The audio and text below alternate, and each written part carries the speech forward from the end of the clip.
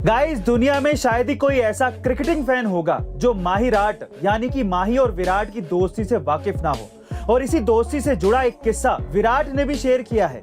दरअसल Asia cup में पाकिस्तान के साथ दूसरे मैच के बाद मीडिया से बात करते वक्त विराट कोहली ने कहा, जब उन्होंने टेस्ट की कप्तानी छोड़ी थी तो उनके इस कठिन समय में उन्हें सिर्फ MS धोनी ने ही मैसेज किया था। यहाँ तक कि उनके किसी करीबी ने भी उनका इस टफ टाइम में साथ नहीं दिया। गाइस, यही समय होता है जब आपको सही लोगों की पहचान करनी होती है। और MS धोनी ने एक बार फिर से ये साबित कर दिया कि वो लाइफ में दोस्ती को कितना इंपॉर्टेंस देते हैं। और केवल खेल के मैदान पर ही नहीं, पर्सनल लाइफ में भी लोगों के बुरे वक्त में उनका हौसला बढ़ाते हैं। वैसे गाइस, आप किसके सबसे ज्यादा बड़े फैन हैं, माही के या विराट के या दोनों के? कमेंट सेक्शन में जरूर लिखिएगा। गाइस, हम सभी ये जानते हैं कि आजाद भारत के पहले राष्ट्रपति डॉक्टर राजेंद्र प्रसाद जी थे, लेकिन नेहरू जी जो कि उस समय के प्रधानमंत्री थे, वो डॉक्टर राजेंद्र प्रसाद के प्रेसिडेंट बनाए जाने के खिलाफ थे। जी हाँ गाइस, आप ठीक सुन रहे हैं। नेहरू जी पश्चिमी देशों और उनकी सभ्यता से प्रभावित थे, जबकि राजेंद्र प्रसाद जी की इमेज हिंदुत्ववादी नेता की थी। नेहरू जी राजेंद्र प्रसाद जी की जगह पर सी राजागोपालाचारी को प्रेसिडेंट बनाना चाहते थे, जो कि पहले ही भारत के गवर्नर जनरल के रूप में अपनी सेवा दे चुके थे। और दूसरा कारण यह था कि इन दोनों के सैद्धांतिक मतभेद भी थे। लेकिन काफी अटकलों के बाद डॉक्टर राजेंद्र प्रसाद जी ही देश के पहले राष्ट्रपति बने।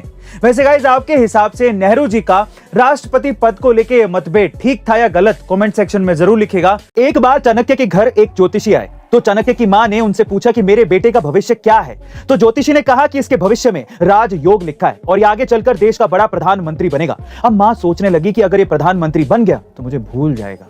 तो उन्होंने ज्योतिषी से पूछा कि आप ये कैसे कह सकते हैं कि मेरा बेटा प्रधानमंत्री बनेगा? तो ज्योतिषी ने कहा कि अगर आपको इस बात की पुष्टि करनी है तो अपने बेटे के सामने वाले दांत को देखना, उस पर एक नागराज का चिन्ह जरूर होगा। मां ने तुरंत चाणक्य को बुलाया और देखा तो हूबहू उसके दांत पर वही चिन्ह था जैसा कि ज्योतिषी ने कहा था। यह देखकर मां रोने लगी और बोली कि बेटा, अगर तू आगे चलकर राजयोग से प्रधानमंत्री बन जाएगा तो मुझे भूल जाएगा। इतना सुनते ही चाणक्य ने पत्थर उठाकर उस दांत को ही तोड़ दिया और कहा, मां, तेरे लिए मैं ऐसे हजारों राजयोग त्याग सकता हूं।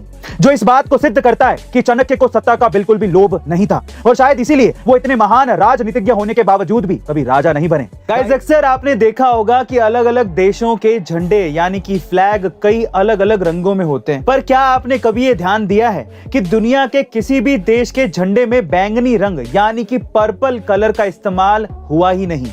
पर ऐसा क्यों? दरअसल ऐसा इसीलिए क्योंकि 19वीं सदी तक केमिकल रंगों का इस्तेमाल नहीं किया जाता था और तब बैंगनी कलर बनाने का सिर्फ एकमात्र तरीका था लेबनान में पाए जाने वाला एक खास किस्म का घोंगा।